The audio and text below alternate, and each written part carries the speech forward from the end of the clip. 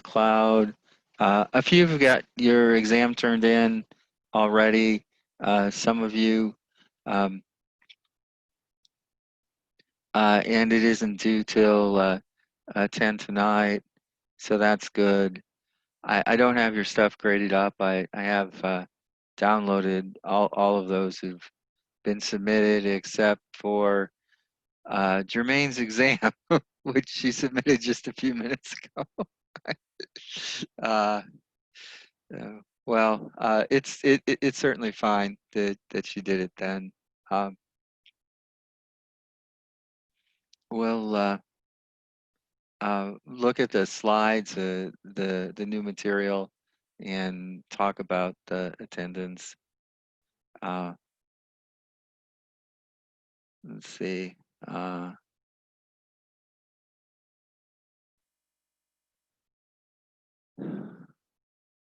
And oh, I've got to run a share to get that up, and share. Probably just share the screen. Work with that. So I don't know quite what you're seeing. And I can make that go away, sort of, and all right.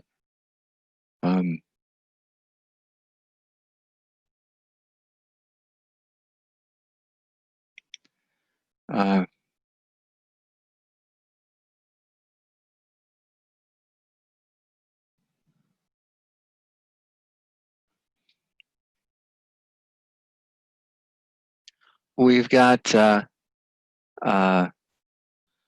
same book, the central limit theorem.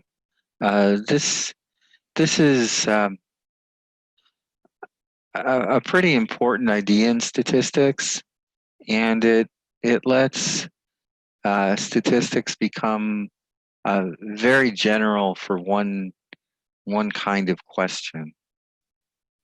Lets us do some very general calculations in a certain case. When we want to ask questions about an average, there's a whole lot of material that we can use. So we'll see that this week.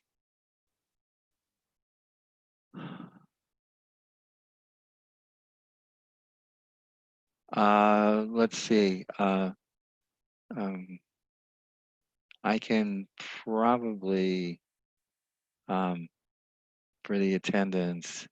Who do I remember on this page? Only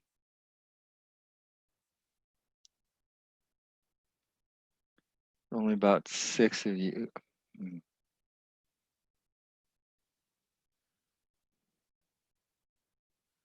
Get rid of that.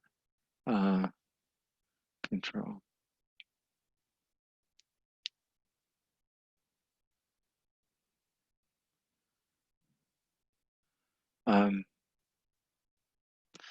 Talk to Jermaine.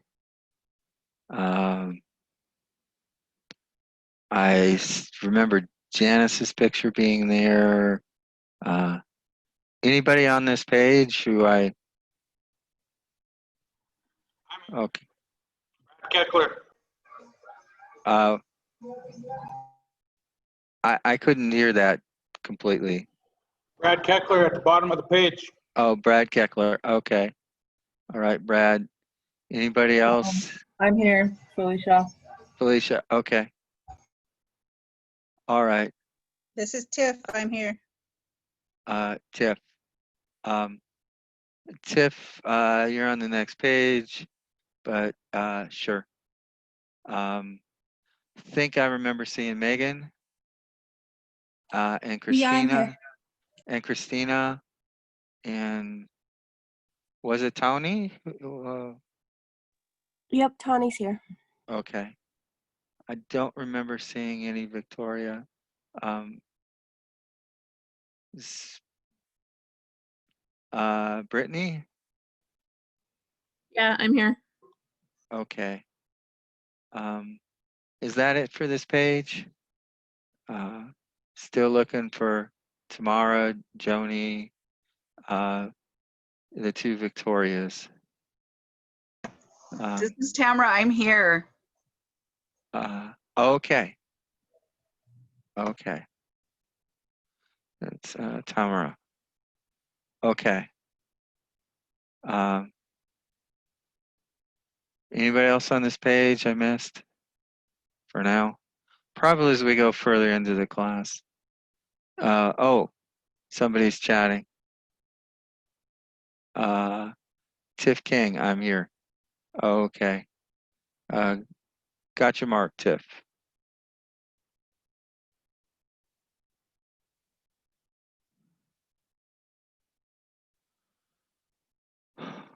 Okay.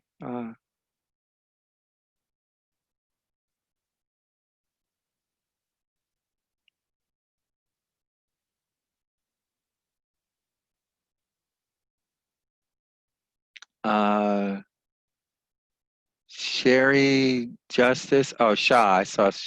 Yeah, I was commenting about Shaw having his still picture. And I didn't see Justice or Sherry. Okay, so I guess that's everybody who's still in the class. I think we're pretty well familiar with virtual campus and Genzabar, what's there. I still have to get organized with the grading and stuff. Hi, Mr. This is Victoria. I'm here. Two Victorias in the class. Oh, Which one? sorry, Victoria Pina. Okay. Okay, Victoria Pena. Okay, got you marked. This is Justice, and I'm here too. Justice, you're here. Okay. I marked you in attendance last week. You were a little late but the class ran a little short, so I marked you attendant for last week. I had a question. Yeah. Is the test we took last week, is it still open? Yeah, it's still open. Okay, all right. I'll make sure I get that done. Thank you. Okay. It's still open. All right. So still looking for Joni, Victoria Phelps, Samantha. Okay. Looking for Joseph, Kimmy Mila, Ryan, Eleanor. Okay. So if somebody shows up a little bit late on the attendance, we can come back to this and mark it. I guess I can't make an announcement for somebody showing up late, right? Here, you're not here, dude. Yeah. So,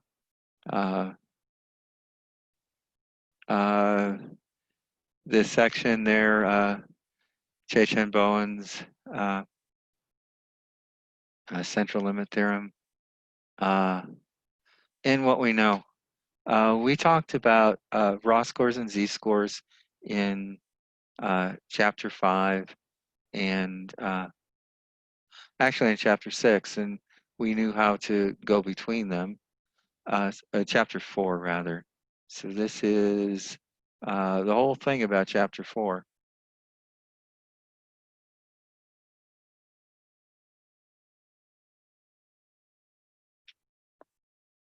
And z-scores and probabilities. This is chapter 5.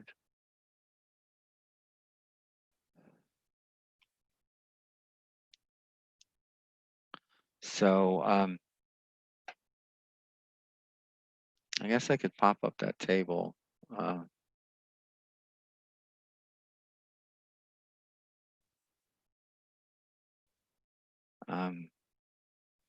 Yeah,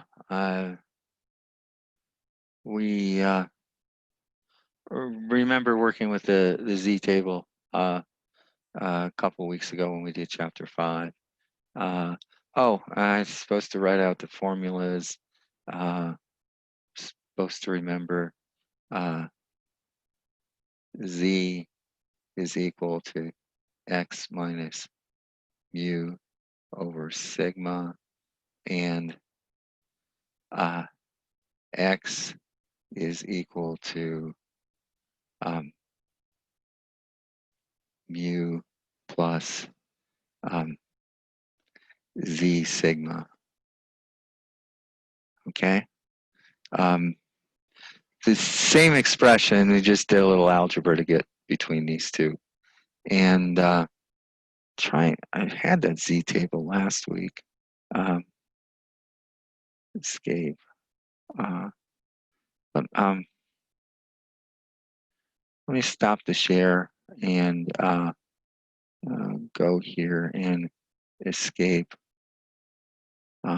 Escape. Save changes.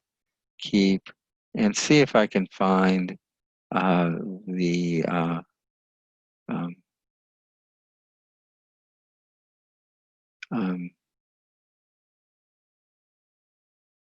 C table.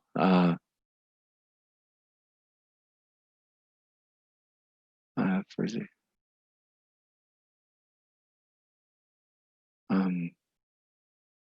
where did I have that? Was that fall 18? Oh, I think I haven't popped into all that many. Oh, it's the Leon Z table. Ooh, I don't want that one.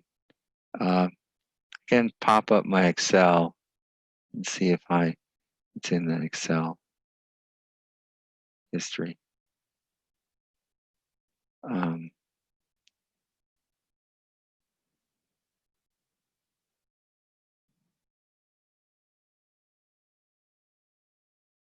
Z spring 18. Yeah. Okay. Yeah. There's the Z table. That's cool. I found it. Why don't I just save as? I'll just go and put it in the place for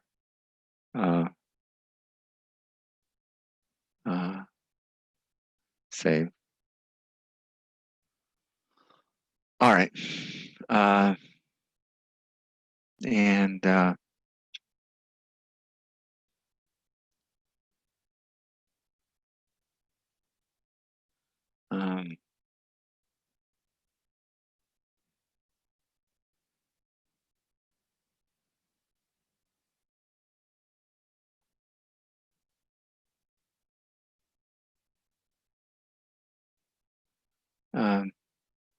and now I'll go back.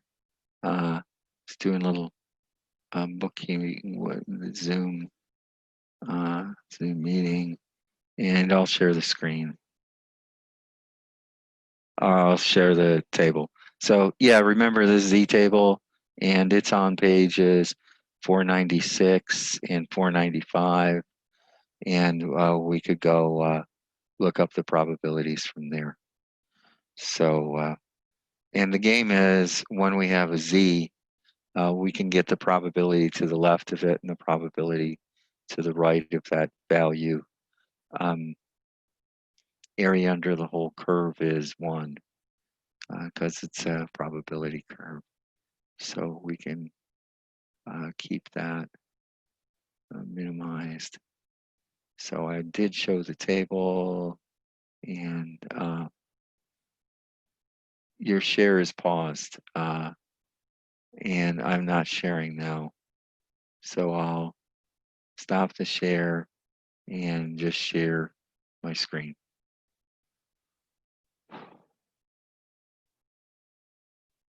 Okay.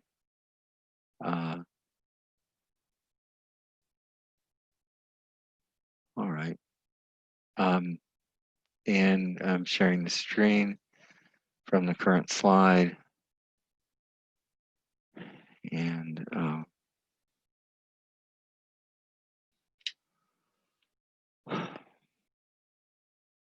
we've got chapter 4. I showed the table. And once we get z-scores, we can calculate some probabilities with it. What's new? N values may have different means when drawn from the same population. Samples of N values may have different means when drawn from the same population. So drawing from population in social sciences, generally we're talking about asking people. So if we had a population, people in the classroom, in our class, we ask them the question, you know,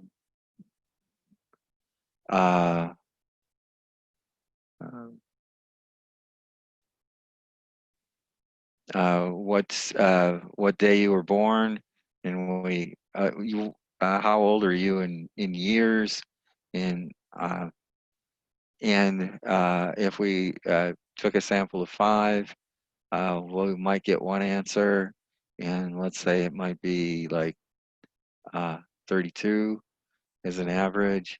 If we went back and did it again, it might be 29 as the average.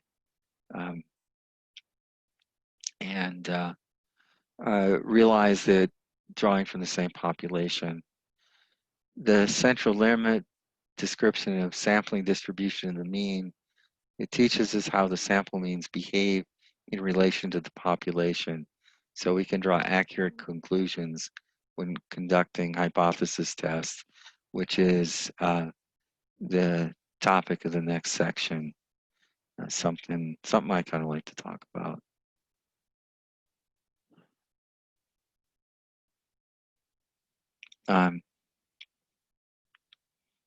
Sampling error, population, entire collection of everything or everyone researchers are interested in studying or measuring. So we've had populations back in chapter 1, but yeah, this is the collection of everyone or everything that folks are interested in studying. A sample is this, something I got to do. I'm sorry. Why don't I stop the share here and pause the recording. Start the recording again. Sorry about that. I don't know how much I missed. And let's see. Is it from the participants menu I can do things?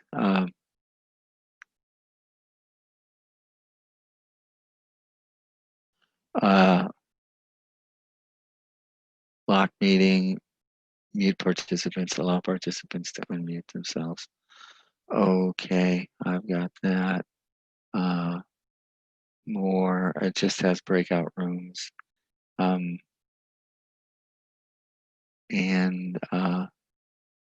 let's see, in video options, HD camera, choose virtual background, video settings,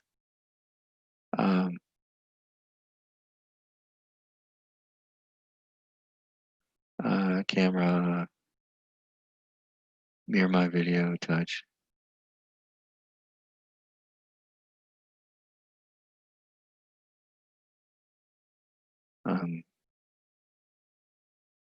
Enable hardware acceleration, video rendering auto, capturing auto. Share screen options, enter full screen. Enable remote control of all participants. Silence systems notification, sharing desktop.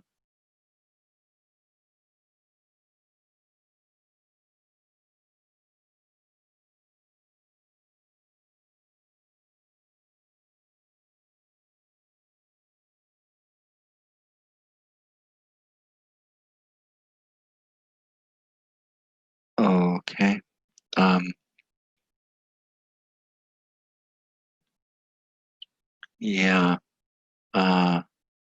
Audio. Select a microphone. Select a speaker. Same as system test speakers. Audio settings. Speaker, microphone. Use speaker automatically join. Press space bar on headset. Okay. Yeah, I'm looking and I can't find it. Let's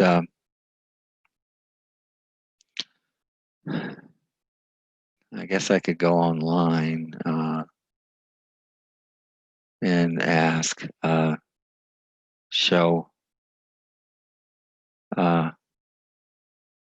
how to show a how to show a video on Zoom.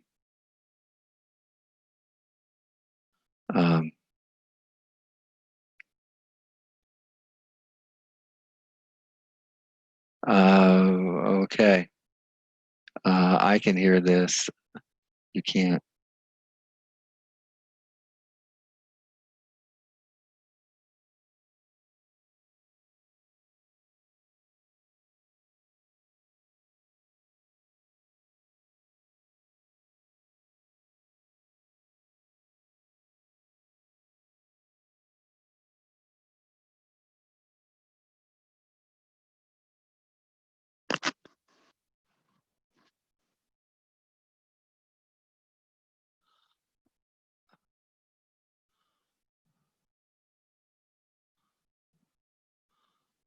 Okay. All right. I'm back, and in this share thing, share computer sound. There it is. Share and go back to the beginning. And Let's talk about the central limit theorem, an can you hear it extremely now? important concept in statistics. Yep, Yeah. yep. The Okay. gist of the central limit theorem is that the sample mean will be approximately normally distributed for large sample sizes regardless of the distribution from which we are sampling. And I'm going to illustrate this using simulation in a little bit. First, let's recall a few characteristics of the sampling distribution of the sample mean. Suppose we are sampling from a population with mean mu and standard deviation sigma. Let x bar be a random variable representing the sample mean of n independently drawn observations from this distribution. We have previously learned that the mean of the sampling distribution of the sample mean is equal to the population mean. The mean of the sampling distribution of the sample mean is equal to the mean of the population from which we are sampling. We've also learned that the standard deviation of the sampling distribution of x bar is equal to sigma over the square root of n. As previously discussed, if the population is normally distributed, then the sample mean x bar is also normally distributed. But what if the population is not normal? Well, the central limit theorem addresses this question. The distribution of the sample mean tends toward the normal distribution as the sample size increases, regardless of the distribution from which we are sampling. Let's illustrate this through simulation. Here's an exponential distribution, which is most definitely not normal. And what I'm going to do is I'm going to draw a sample of 2 observations. So n is 2. I'm going to draw 2 independent values from this distribution and get the mean. And I'm going to do that again and again and again 1,000,000 times. And so we're going to get 1,000,000 sample means where n is equal to 2. One thing to note right off the bat is that I'm allowing the y-axis scaling and the x-axis scaling to change. What we're interested in here is the shape of the distribution. The gray histogram here is a histogram of those 1,000,000 sample means where n is equal to 2. And this is going to be approximately the sampling distribution of x bar in this scenario. In this particular spot, we can mathematically work out the exact sampling distribution, but here I've done it through simulation. We can see that this distribution retains some of the original distribution here. We've got some right skewness. It's most definitely not normal. Here, with this white line, I've plotted in and superimposed a normal curve with the appropriate mean and variance. And when we can see here that when n is 2, the sampling distribution of the sample mean is not normal. But let's see what happens when I increase the sample size. Here again, I've drawn 1,000,000 samples. This time, the sample size in each one of those samples is 4. And I've plotted out those 1,000,000 sample means in a histogram. And that is approximately the sampling distribution of x bar when n is 4.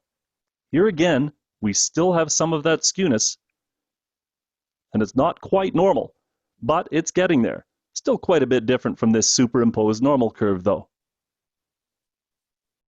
When n is 10, we're getting a little bit closer, but we can still see some of that skewness. When n is 20, we're getting closer still. And when n is 50, this histogram of sample means, which is approximately the sampling distribution of x bar when n is 50 here, is pretty close to that superimposed normal curve. So for a sample size of 50, the sampling distribution of x bar is pretty close to normal. And we'd see if I did this for larger and larger sample sizes, it would be getting more and more normally distributed. It would look better and better and closer to that superimposed normal curve. What I was illustrating there is that when we are sampling from non-normal populations, the distribution of the sample mean tends toward the normal distribution as the sample size increases. As a very rough guideline, the sample mean can be considered to be approximately normally distributed if the sample size is at least 30, if our n is at least 30. Again, this is a very rough guideline. We can easily construct scenarios in which a sample size of 100 trillion is not nearly enough to give us approximate normality. But in most practical situations, when our sample size starts getting up beyond 30, the distribution of the sample mean will be approximately normal. Let's do another simulation for a different distribution.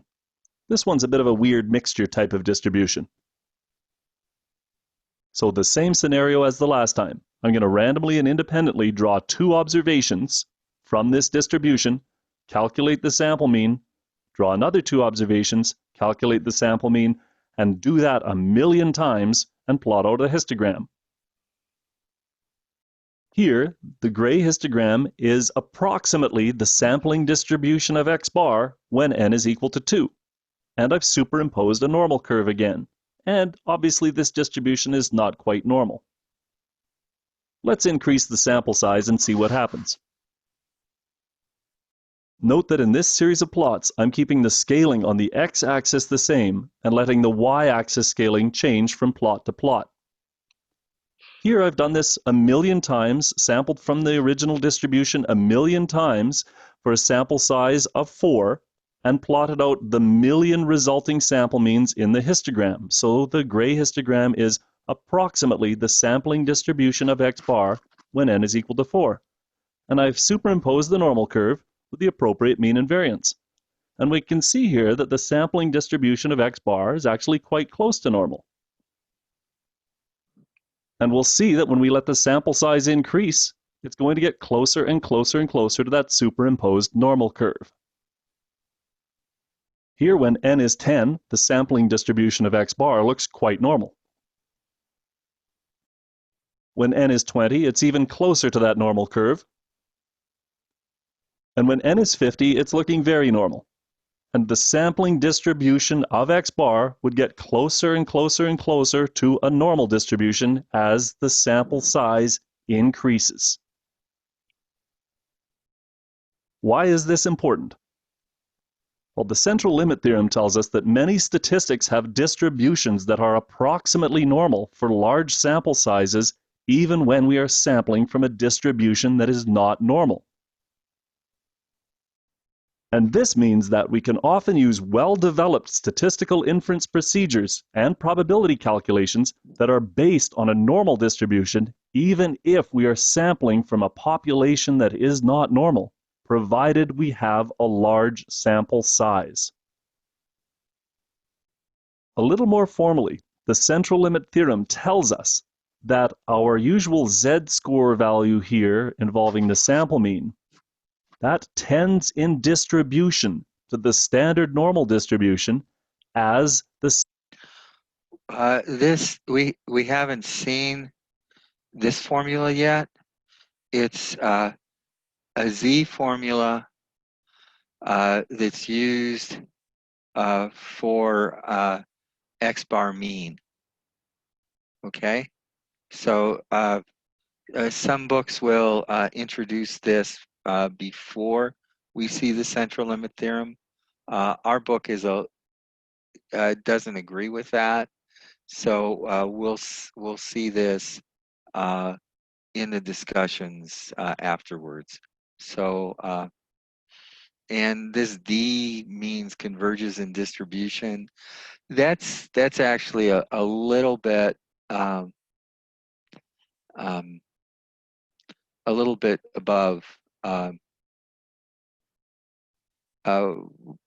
notation-wise, a little bit above. And this N01 simply means standard normal, spelled different. Okay, so let's go back and let the video play out. Sample size tends to infinity. We do have a couple of technical restrictions in that we need the mean and variance to be finite, but that's usually going to be the case for the things we're dealing with. Let's see how the central limit theorem might help us carry out a probability calculation. Suppose salaries at a very large corporation have a mean of 62,000 and a standard deviation of 32,000. Our population mean mu is 62,000, and our population standard deviation sigma is 32,000. If a single employee is randomly selected, what is the probability their salary exceeds $66,000? Let's let the random variable x represent the salary of a randomly selected employee. What we want to find is the probability that x is greater than $66,000.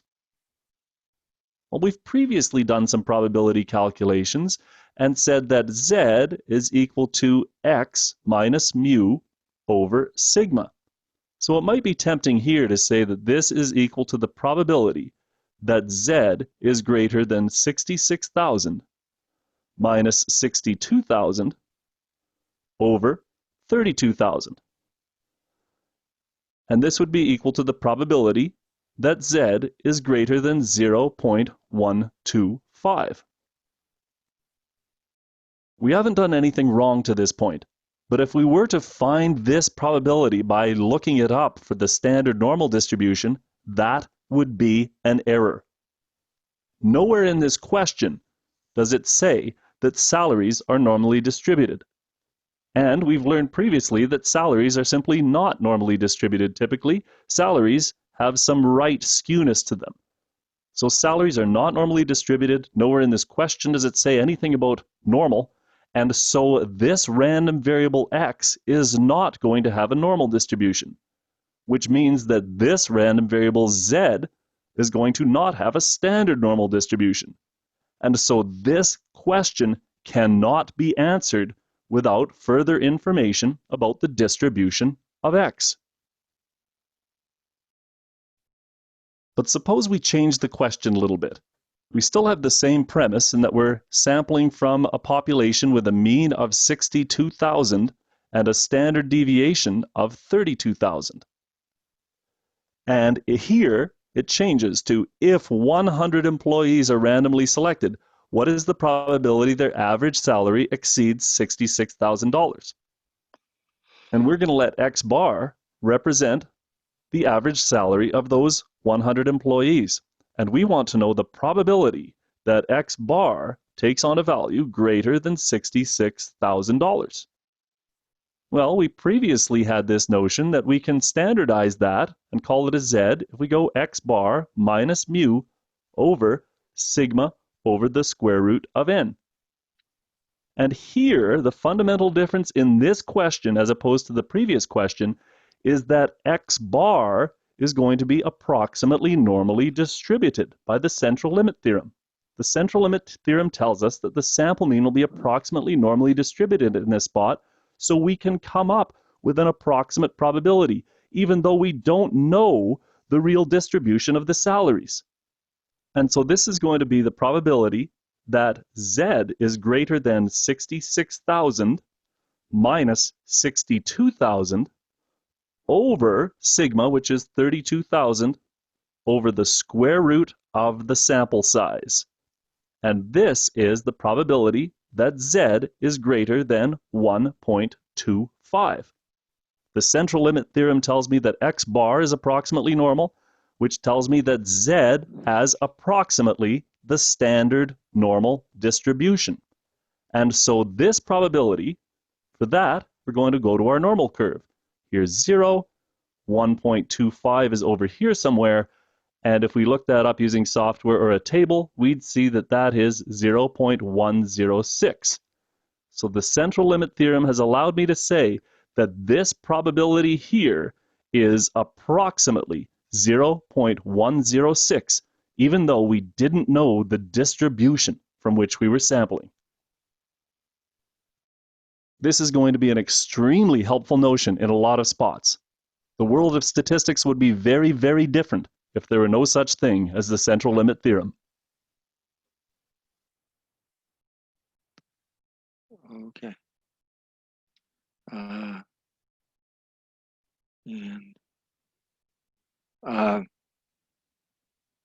Let me lose my YouTube, and I'm screen sharing, and I can go back to the PowerPoint and from current slide.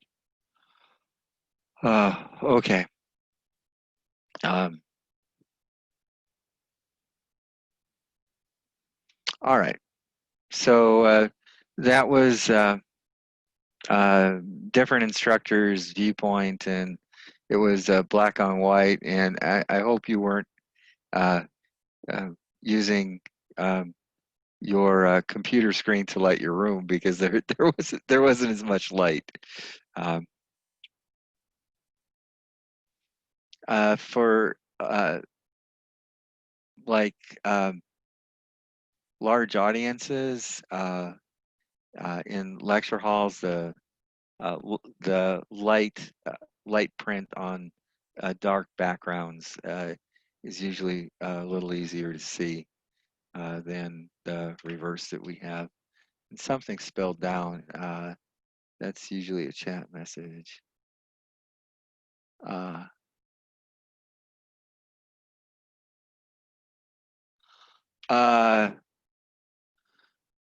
Well, Tamara, do I have the video on Moodle or a link?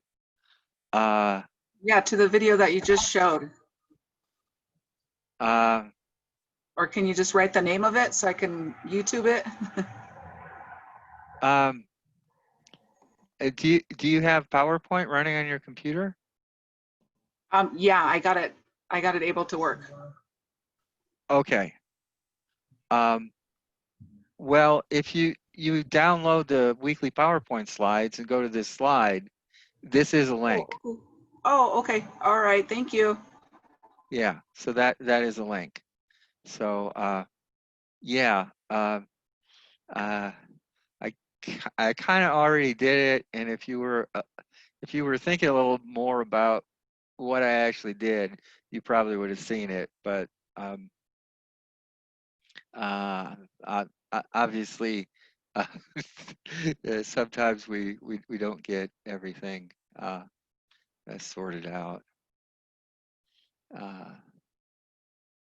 Okay, so that was, I cleared my chats. So this is Che Chen Bowen's slides for the same sort of thing. So we're assuming we can take multiple samples of means of sample size n, and then we can go forward.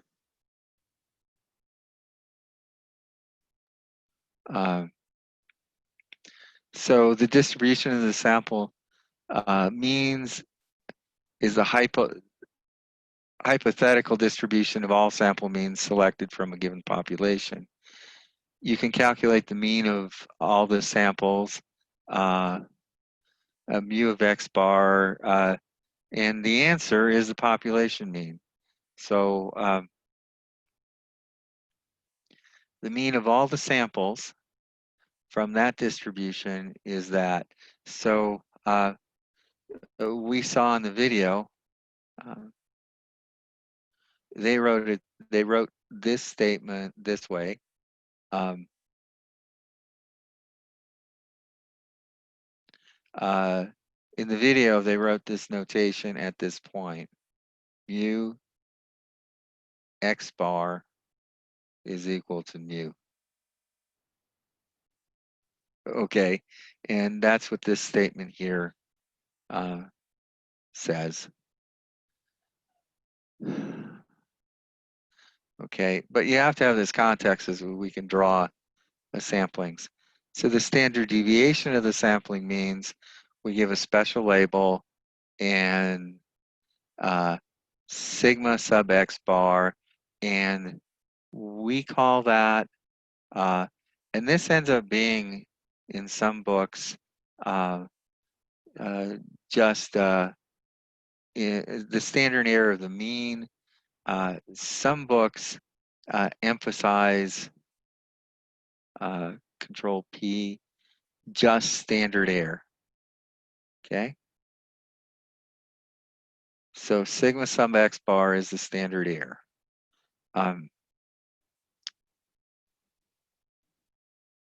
So the standard error,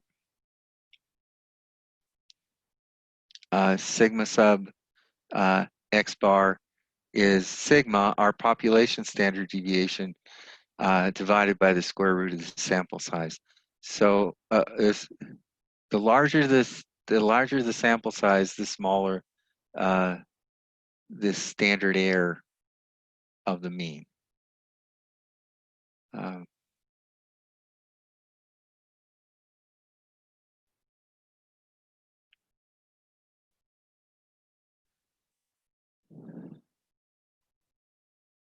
So that's kind of a big idea.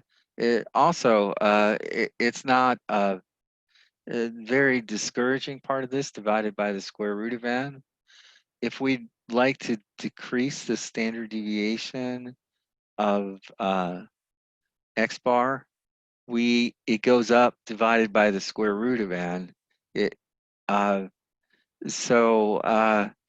If you, for example, would want to 1/2 the standard deviation, you would have to increase the number of samples by 4.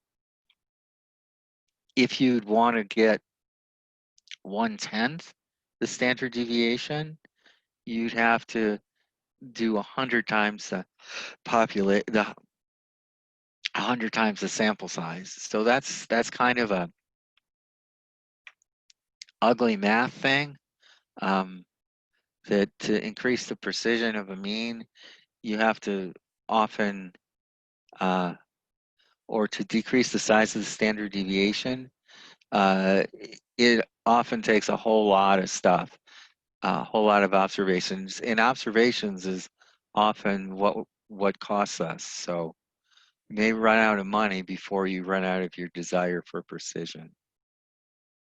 So the central limit theorem describes important characteristics of the sampling distribution: the distribution shape, central tendency, and variability.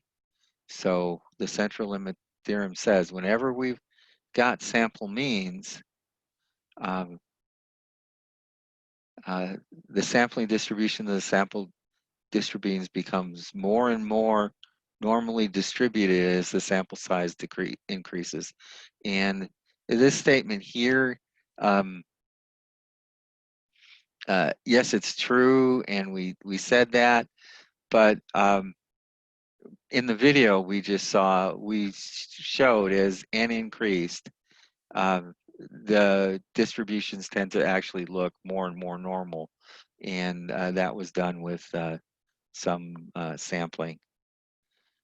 If the population is normally distributed, the sampling distribution of the sample mean is also normally distributed.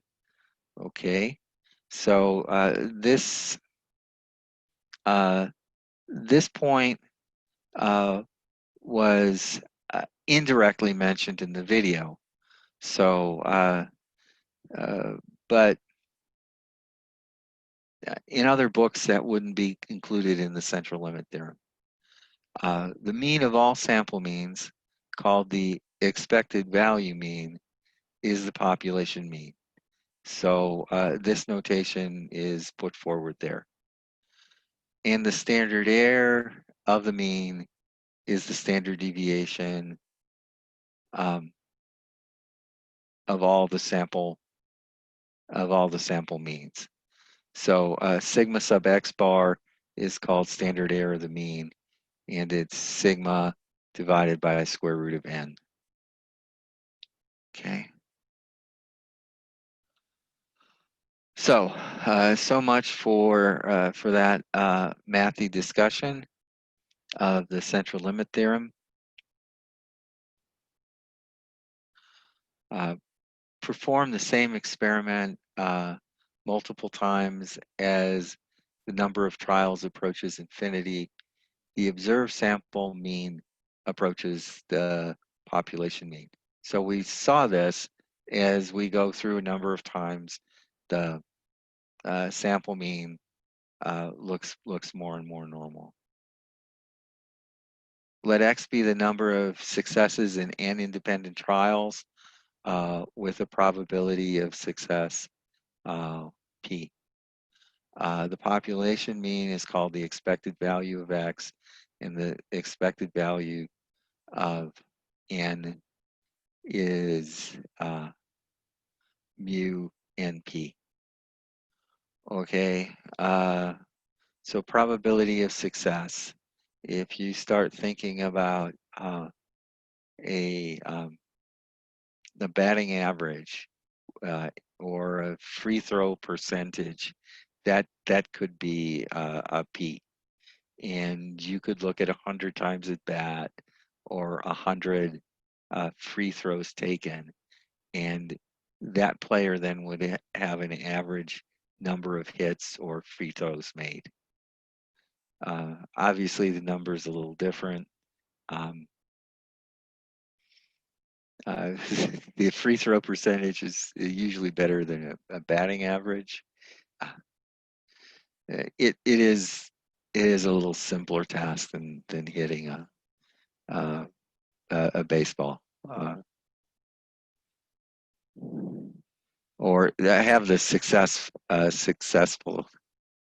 scorer designated hit. So example.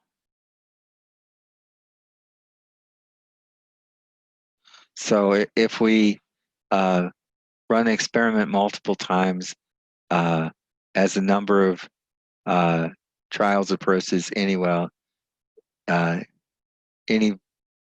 value, the observed sample mean approaches the population mean. So this is always true for calculations when we actually have a population mean. So this is even more general than the central limit theorem that we showed earlier. So you toss a fair coin. The probability of getting ahead is 0.5, and the probability of getting a tail is 0.5.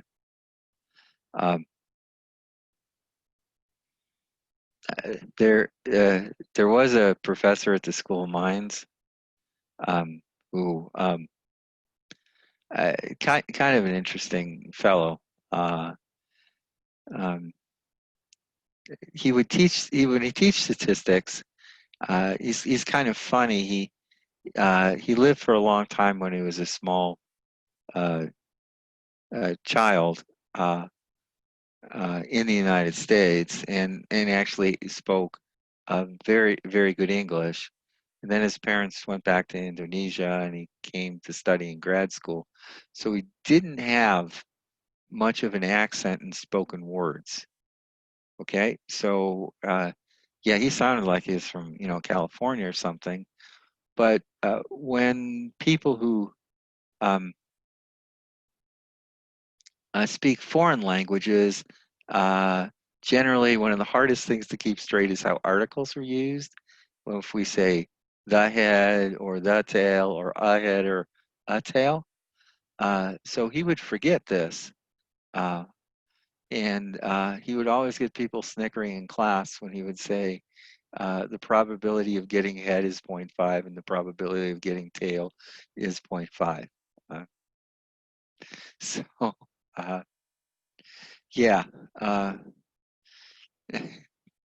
And one student came to tell me that. So probably more interesting than coin flips.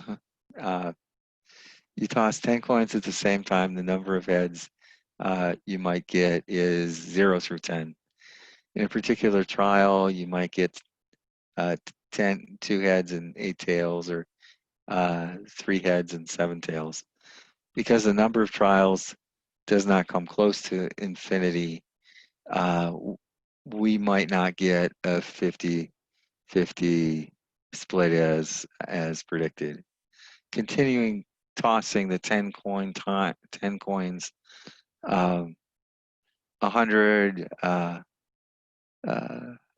times, 1,000 times, or 10,000 times, and the number of trials will approach infinity, and the sample mean will approach the population mean.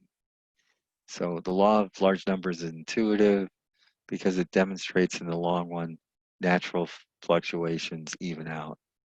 So that's a discussed point. In chapter 4, we learned to convert a raw score to a z-score by z is equal to x minus mu over sigma, and I added we can avoid doing some algebra sometimes with this kind of problem if we do algebra on the formula.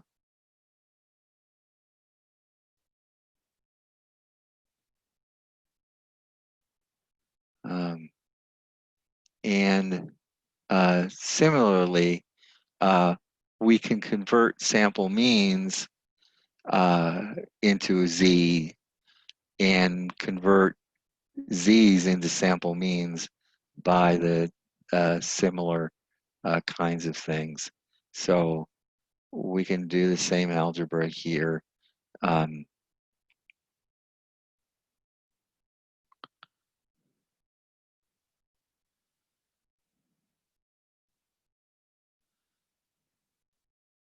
Sigma over square root of n. Okay. So in place of standard deviation, we have the standard error of the mean. X bar is equal to sigma over the square root of n. And this z that we get from calculations involving the sample mean and the standard error of the mean, we can use the same z table for and make decisions about.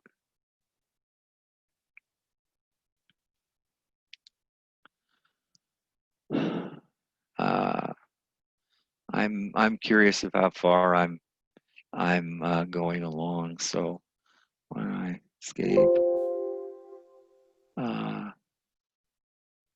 keep, and I'm sharing just the screen. So how many slides am I in? I've got 17 of how many? 24.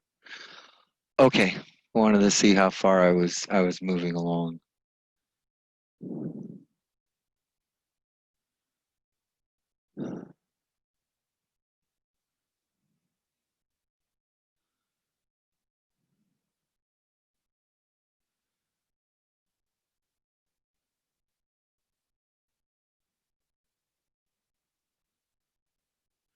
Let's see, relationships between sample means and population means.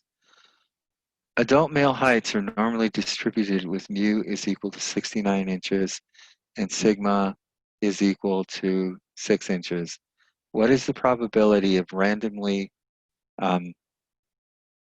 selecting a sample of 16 adult males whose mean height is shorter than 67 inches?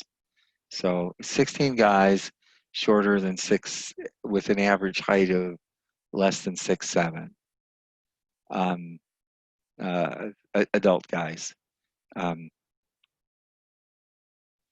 Now, you know, you obviously certain sports teams might, the basketball players tend to be taller. Soccer players maybe maybe a little bit on the shorter side. Um,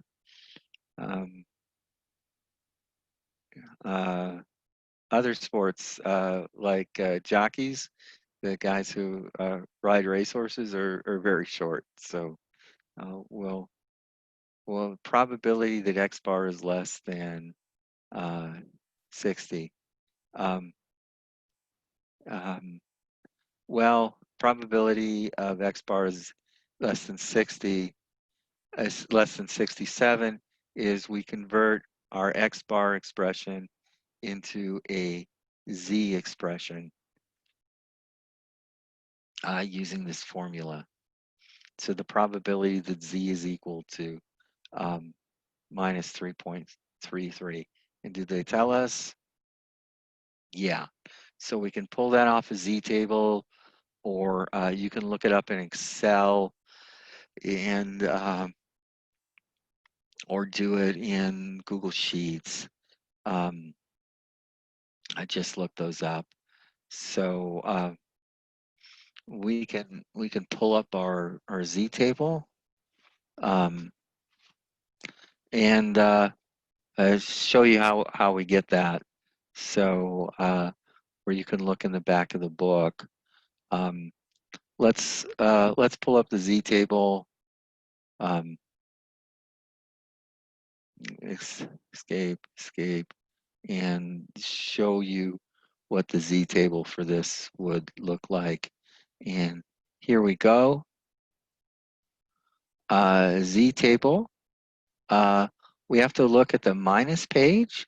So page 496, and we can click a view of 200%, zoom 200%, and how you read that. And it was minus 133. Well, where do we get that? So it is to the left of. So it's what's in the table, the less than. So minus 1.33. So we get the minus 1.3. So this row, and then the minus 0.03, this column, and this number. So I get 0.0918. And I can actually copy that. Control C. All right, so Control C, I can copy that. Or home and copy would work too. So that's what we have. And now we can go to the PowerPoint and you can actually edit this and say,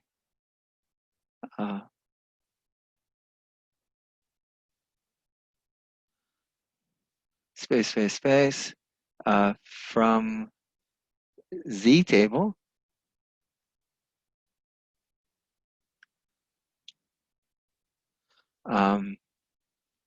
And then we can home and we can paste.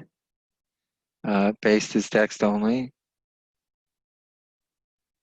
Darn, it spilled over. We can pull it that way.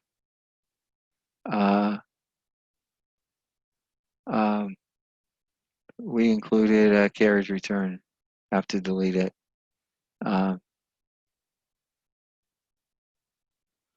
Messed that up a little. So from the Z table, we've got it. And that's the same number we copied off the Z table itself. Also, you can go back and look at the Excel command and realize we can copy this, Control C, and then can use Excel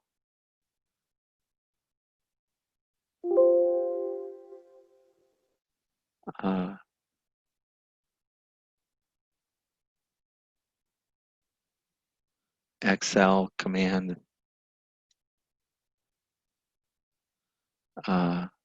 and we can paste what we had.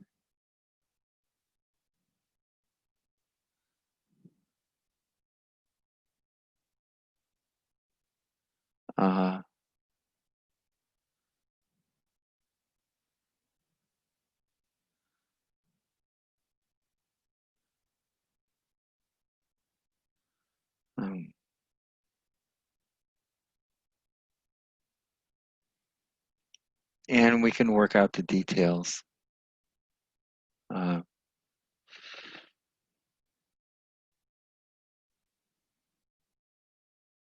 Minus 1.33.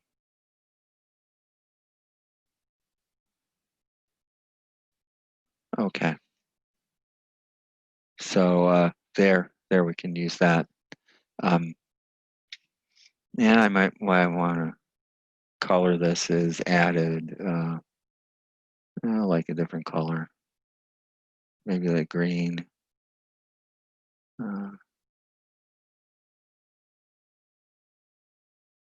And maybe the same.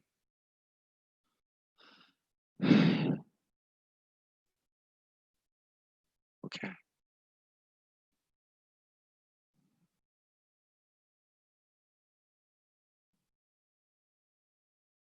All right. So that's what we can use. Probability that Z is less than 0.33. So remembering how to use the Z table. And the Z table on the Excel screen I have looks a whole lot like, at least I think looks like the Z table on page 495 and 496 in your textbook.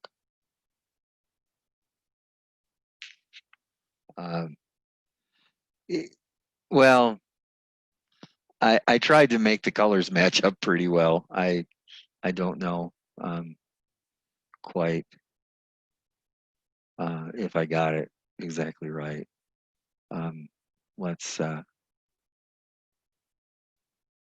I tried. If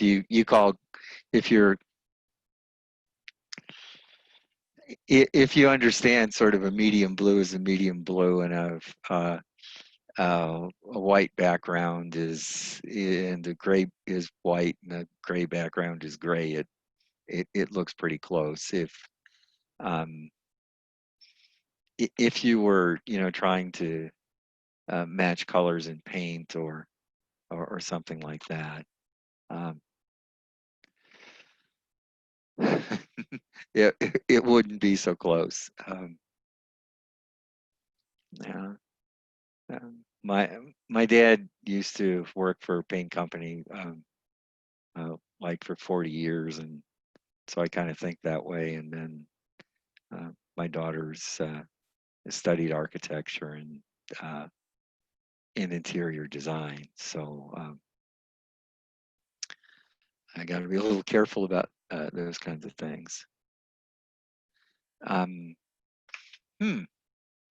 Now we might get into things that might be a bit more of a, health concern. Total cholesterol levels for women aged 20 to 30 are normally distributed with 190 milligrams per deciliter, and sigma equals 40 milligrams per deciliter. If a sample of 25 women in this age group is randomly selected, what range of cholesterol scores is expected for all the sample means? So what's the probability of X is equal to X is equal to 0.95? So the connection between Z values and probabilities can be obtained from a Z table. The sample means can be calculated with Z values.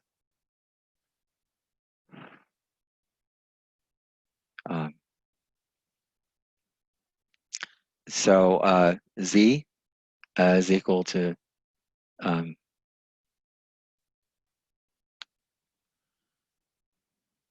oh, it's not what I want. So we need probability of 0.025 here. So we can look in 0.025 here, it's similar.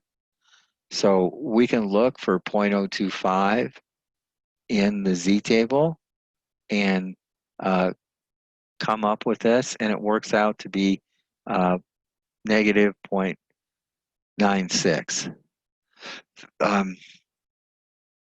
So in other words, you go to the Z table and you look in the center of the Z table and read from the edges minus 1.96. We can, and then by symmetry, we can get the other rule. For example, we could use 0.975 and get the 1.96. So I guess I can ask, do you want to see me play with the Z table here to get these numbers?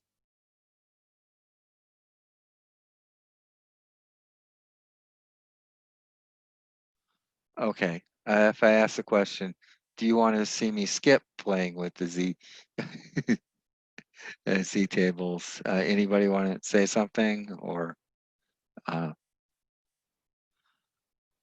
All right. Well, we maybe the next problem we'll pull up some Z tables. This is reading from the center to the edge.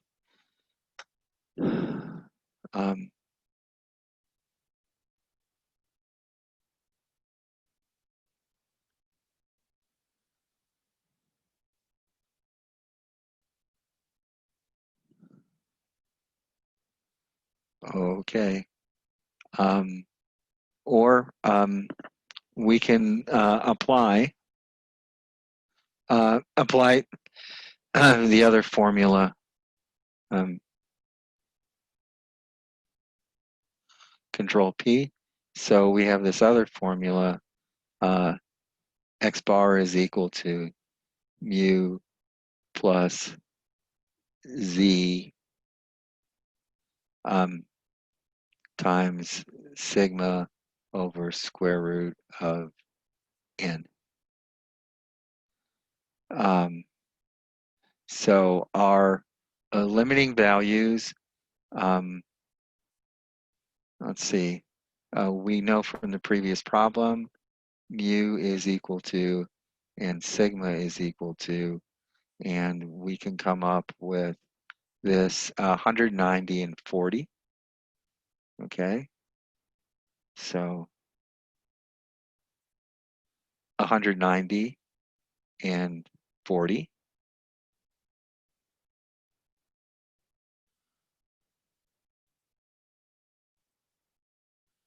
$190 and 40. And Z equals negative 1.96 and positive 1.96 we do the calculations for. And we'll have to go back and see what N was, 25. N equals 25.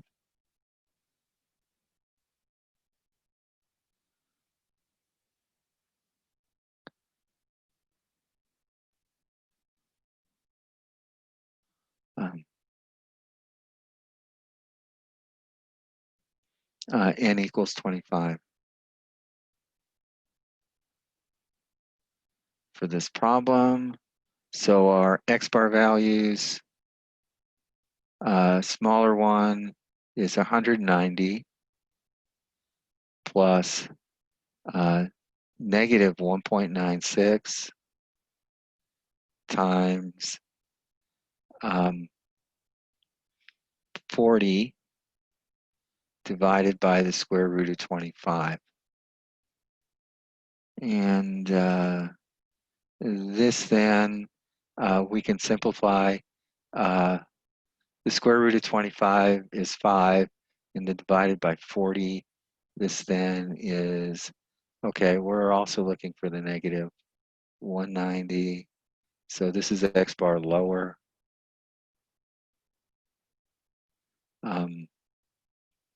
It's equal to negative 1.96 times 8,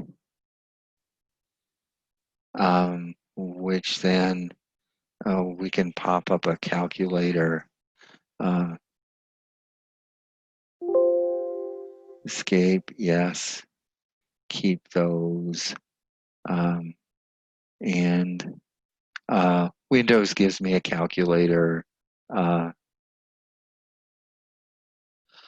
Windows 7, I like the calculator better. Okay. And we can then go back to the draw. So we can go into drawing and draw with a pen, and we can then write the numbers when we get them off the calculator. So 1.96, and do we have the plus minus sign here? Plus minus, we'll make it a negative, and then times 8 equals minus 15.68, and then plus 190 equals 74.32. So here, 174.32, and X bar upper is equal to 190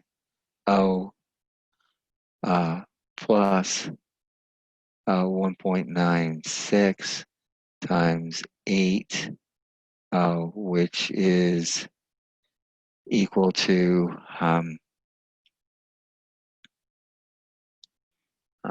we can go back to the calculator.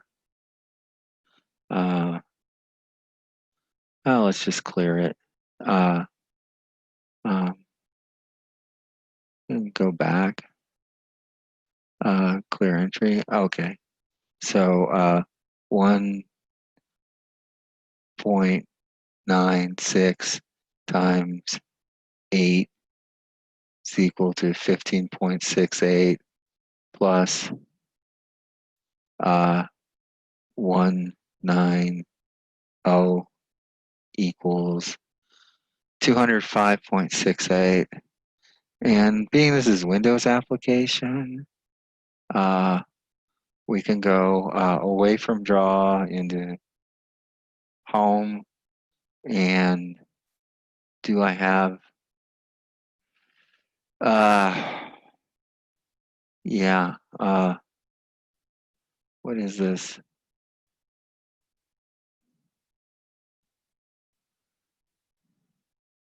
Switch slides, go back. I still got my drawing going.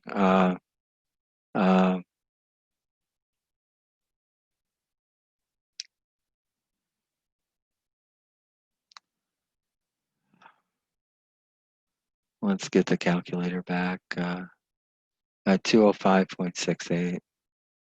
So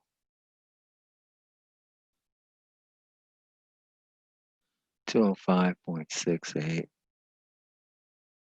Right, and we can go slideshow from current slide. All right, so and then there's your pointer. Okay, so these are the two limits. So probably shows the calculations there. So I did the calculations. She did some algebra. At this point, I set it up as formulas. So 1.96, 180 over 9. So she did the algebra with the numbers in it. I applied the formulas, and we got the same answers. So the low end for that average cholesterol is 1.7432, and the high end is 205.68. So we might want to, we might have 25 women from a particular group, and let's say they're the baking club at the state university, and we might think that the baking club is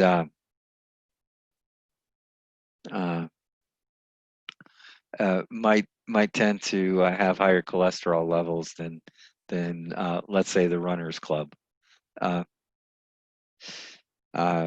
So the runners club might have lower cholesterol than the bakers club, but you may argue they may still be in the same expected range, and we could test to see if we then could formally go through some testing to see if the runners have high cholesterol as a group, or have low cholesterol as a group, or if the bakers have high cholesterol.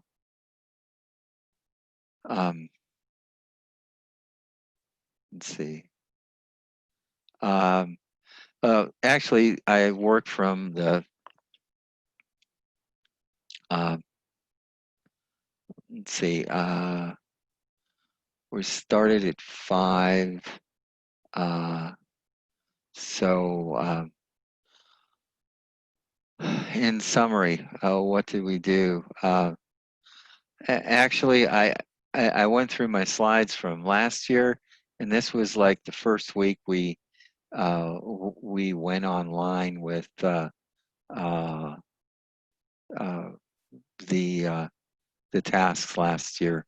So this was the first lecture I did online, and I used, although there were the book slides, I added this summary page from last time. So we discussed the nature of sampling error and what it meant. We talked about sampling distribution means in the central limit theorem, showed a video. Discussed a little bit on the law of large numbers and the relationships between sample means and the population means. And I showed you a bit on working with a Z table, and it's only 6:30, so we're hour and a half in, and we're supposed to be 2.5 hours in. Probably should escape. Oh, and save the file.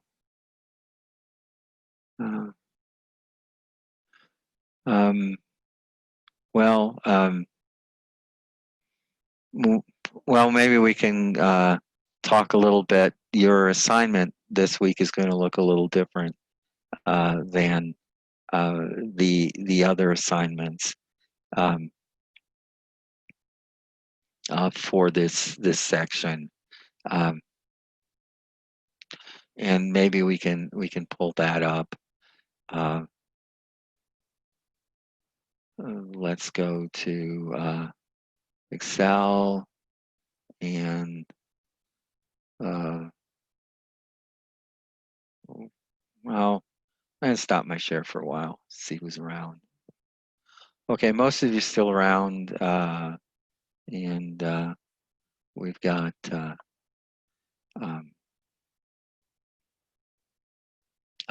14 participants, so pretty good. And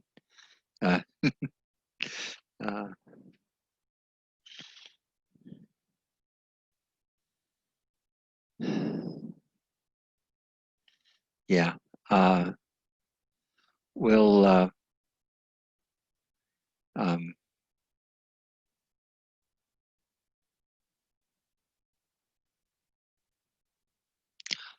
we'll go back and I'll share the screen, and I'll pull up what the assignment looks like and why it's a little different looking this week.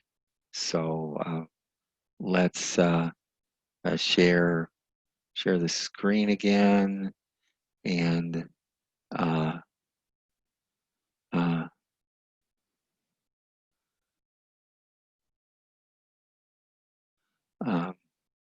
share and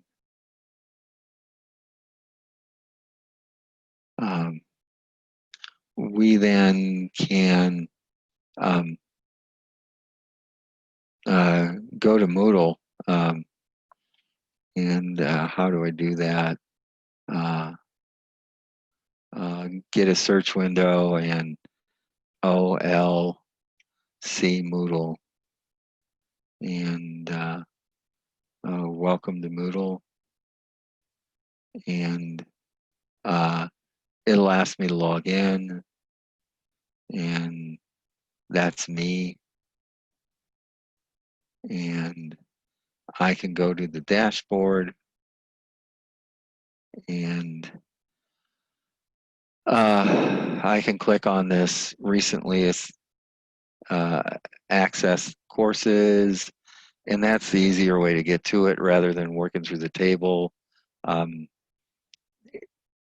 And we can then go to this week, April 4th, and that's more convenient, except this is the instructor's view, and you guys are not instructors,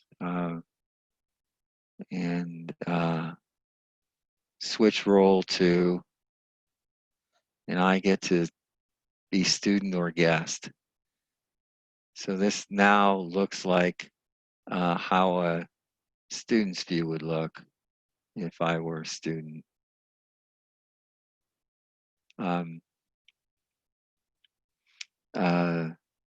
Central limit theorem, week 6.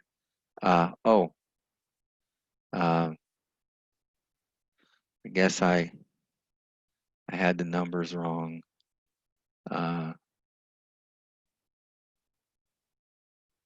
Week 5. That was week 6. I guess this is week 7. Chapter 6, week 7. And we can have the central limit theorem questions. This time, I ask you to do not all the learning assessment problems, but just a select set. So that makes it a little easier. I don't know if you know that many tricks in like browsers, but Control Plus on a browser does the following: makes the text look bigger. And another trick is to lose this home. So in chapter 6, additionally, practice problems are below. Please take your time to complete the assignments, then upload them here. Homework can be screenshot and uploaded or scanned and uploaded. So this is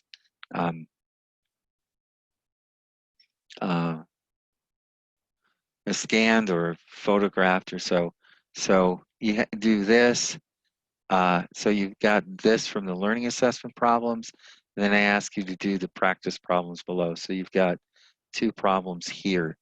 National Health Services, adult male weights have a mean of 132 and a standard deviation of 31 pounds. What is the probability that 25 randomly selected males will have a mean weight of more than 190 pounds?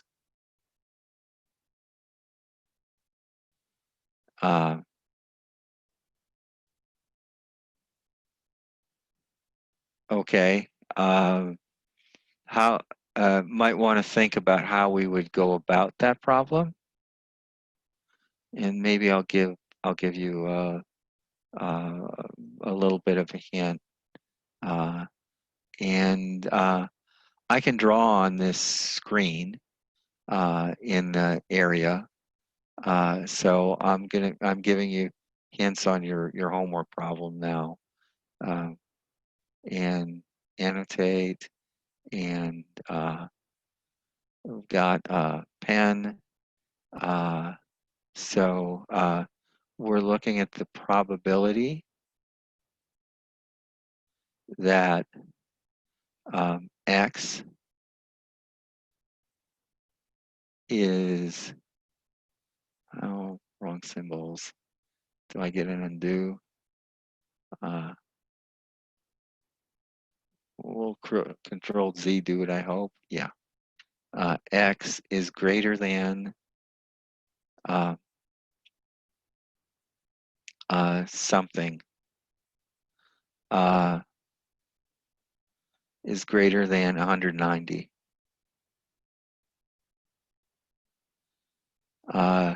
Is equal to the probability that Z is greater than some number.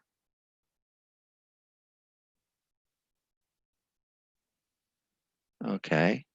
And our converted value for Z is equal to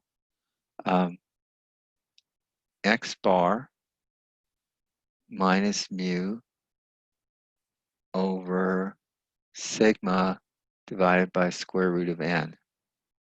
Okay. So that's how we convert it to a Z-type problem. So we can calculate that, and now we just have to go and identify the numbers, and then crunch them.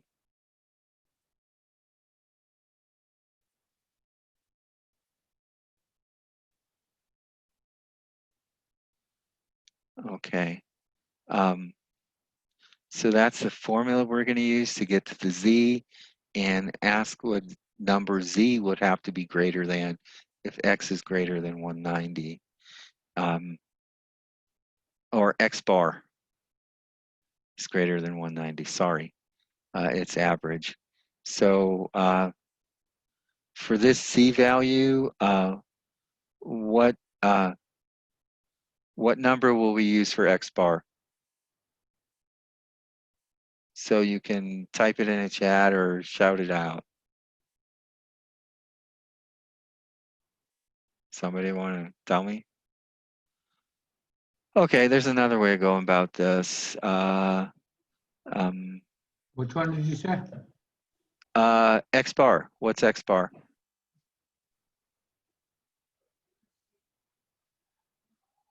172? 172.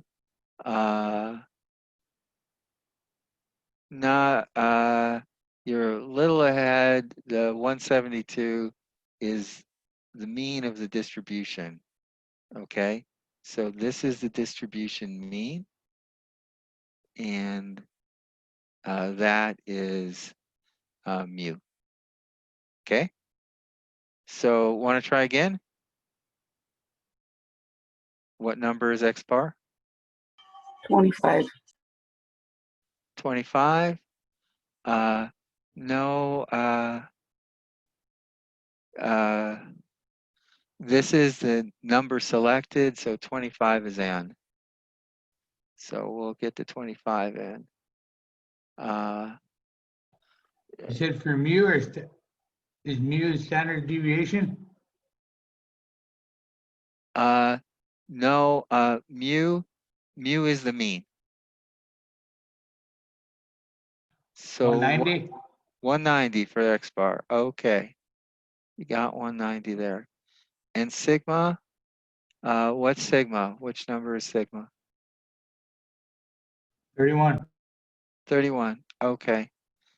Now we got to crunch that number out. Pop it up in the calculator.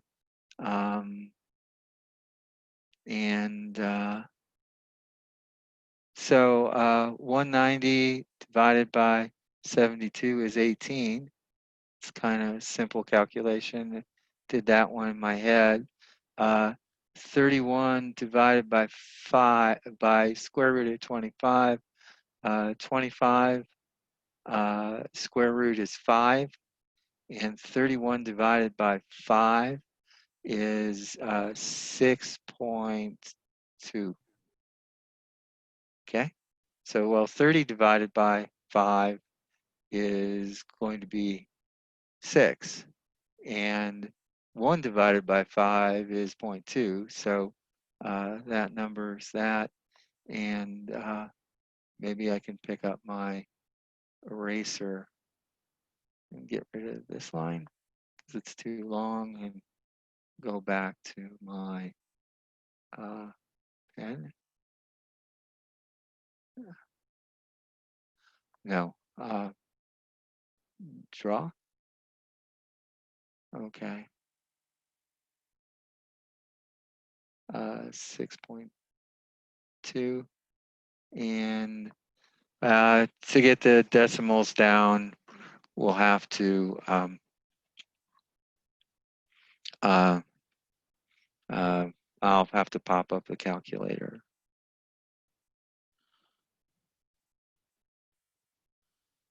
I'll have to lose this, I guess. Stop my annotate to pop my calculator. All right. Well, those annotates just go all over the screen, even where my calculator is supposed to be. So let's 2.903. you got 18 divided by 6.2, 60, right? yeah, 18, 2.9. 2.9 something. 2.9032258.065. Okay, we'll annotate. I'll get my pen back, and it's 2. What is it? 903. 903. Okay, so approximately 2.90. So because that's what we have in our table, 2.90, and greater than is equal to 1 minus, because it's a greater than, the probability of z is less than 2.90, because that's what we have in the table. So that's equal to 1 minus, and we'll have to look up the 2.90. There's another way to do that, but we'll go with this one, and pop up the Excel table. I'll have to lose my annotation to pop my Excel. And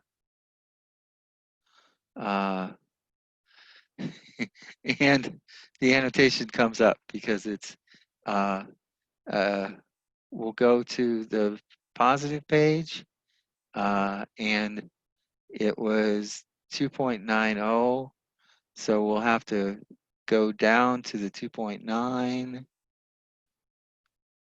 level here so we can find it. Now you just run your finger down the page in the textbook. So 2.9. So it's going to be this row and 2.90. So this column here. So this number is 0.9981. So that number there, 0.9981.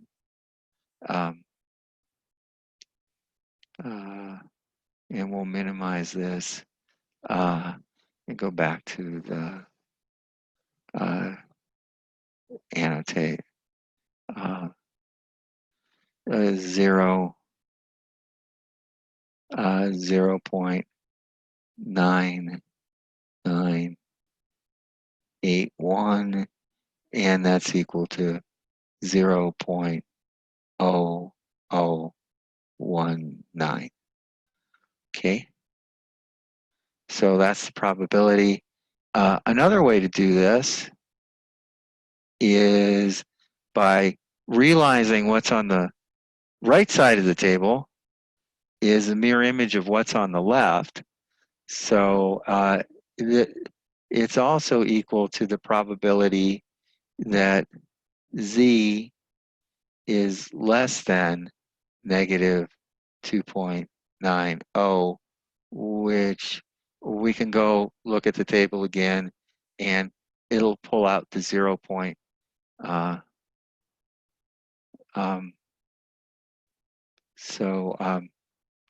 Stop to annotate, go to Excel, and this page was for the positive side, and we'll go to the negative side.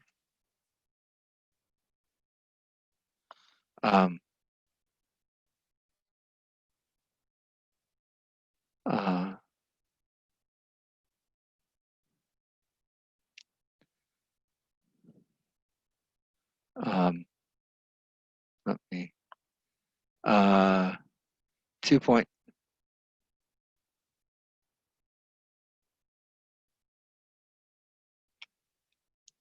And I guess I was go to the negative side for some reason. The negative side popped up beforehand, and we'll go to the negative 0.90, and it is indeed the 0.019.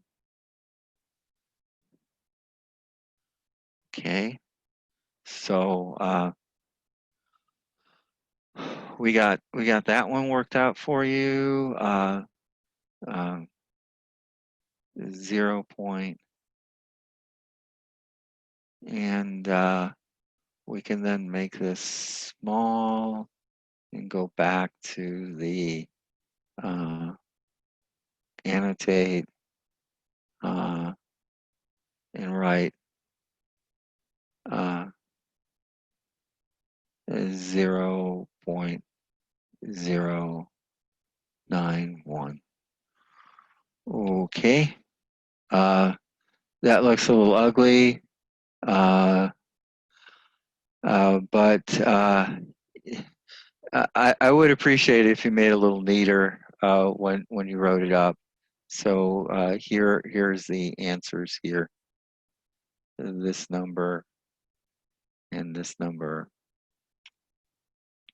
are the answers. And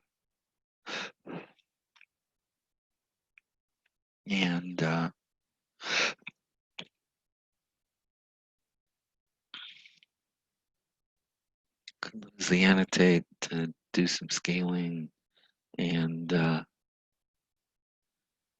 7 days, 4 hours to get that. So and go back and maybe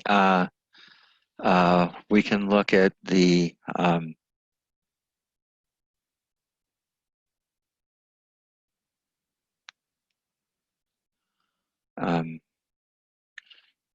let's see, these problems here, Control C, you can go in there and you can copy them, and maybe we can start something that starts quick. Notepad, start Notepad, and edit, and we can paste the information up there. So you have that information. So if you want to write it up in Word or something, you can. The annotate stuff sort of floats above everything else, so it's a little bit weird. But that's a trick. You can pull these off. So if you want to write up your homework kind of nicely, you can put the problem number in.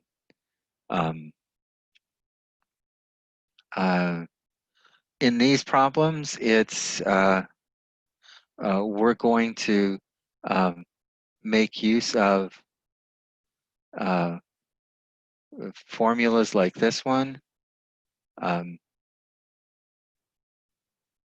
What do I have? I don't actually have a pointer, so I'm not in Excel. We're going to make use of this formula. So for the next problem, we'll go through and identify each of the numbers that we'll need to give you a bit of a hint.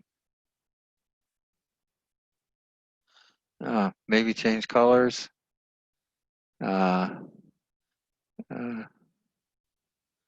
Maybe this blue.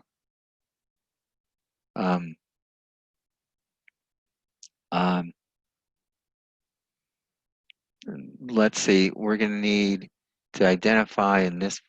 We're using the formula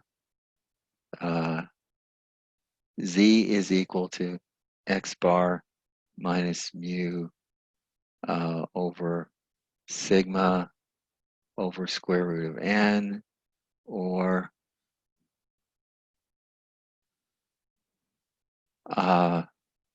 in this problem. So we're going to need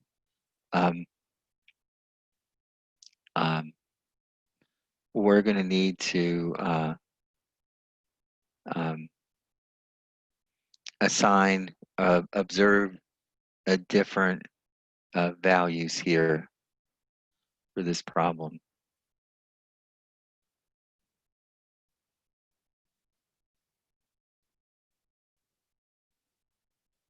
So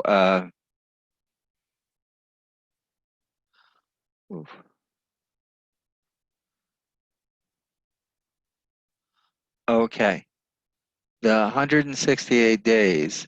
What letter do we assign that to?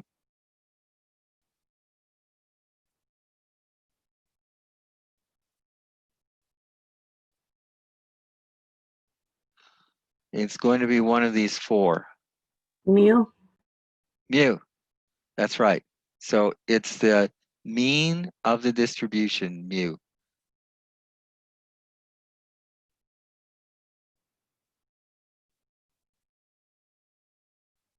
I lost my pen.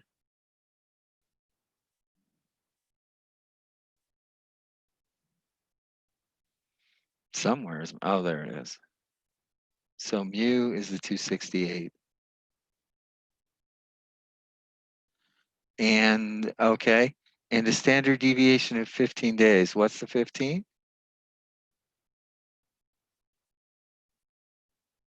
Standard deviation. Standard deviation, 15. So the letter sigma here, 15. Okay. And the 16 is what? And Population or the sample size. Yeah, it's n. Okay. It's a sample size. We both are okay. The actual verbal description is the sample size. The letter of the alphabet is n. And finally, what is the 260? X bar. X bar. Lose my pen? No, there it is. X bar is the 260. Okay, so we gave you hints on this one, dragged you through it. It's 7. Maybe we can call this done. So we have some problems here, and we talked through one and gave you example. And to clean up my screen, I'm just going to pull my eraser and get rid of it for now. Clean the screen. Oh, do I have a select tool? Can I just select a whole bunch of it and make it go away and delete? Ah, so I don't need an eraser. I can just select and delete. I guess I could copy too. Lose my annotate. And we can go to and stop the share. Okay. I'm kind of done for today. Anybody else want to talk about anything else? Oh, I was having trouble uploading my exam. I had to a Word document and an Excel document, but for some reason it wasn't letting me do both of them. So I tried it over, and then it didn't give me an option to upload. Really? When I first time I did the exam, yeah. it was the PDF. And I went through and did it all, and then I don't know, you can't save when you write on that PDF, so you have to make sure you go into that Word document and download that. That's what I had to do. Okay. All right. Yeah, the PDF. Oh, you couldn't say you wrote on the PDF and you couldn't save it. So yeah, I did it once on that PDF, and then I tried to go to upload it or save it, and then it just came up blank again. So I had to go redo it on the Word document. Okay.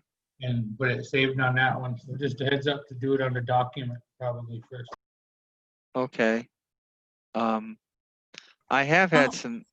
I'll try it again, but if I'm having trouble with it still, I'll let you know. Okay. All right. I'll check to see if I'm allowing multiple documents. I might not have allowed multiple documents. On the homework assignments, I've allowed a lot of people have uploaded multiple documents. That's what I done. I uploaded my PDF and then I uploaded my Excel for my question 13. But you have to do them one at a time. You can't do them together. They have to, each one has to go. You save that one and then you go back and get the other one and then save that one. So that could be the problem too. Okay. All right. So you've done it. I'll look to see if there's a problem with the settings. All right. So let's stop the recording and end the meeting unless somebody else got anything. Okay. Jermaine wants to wave. Okay.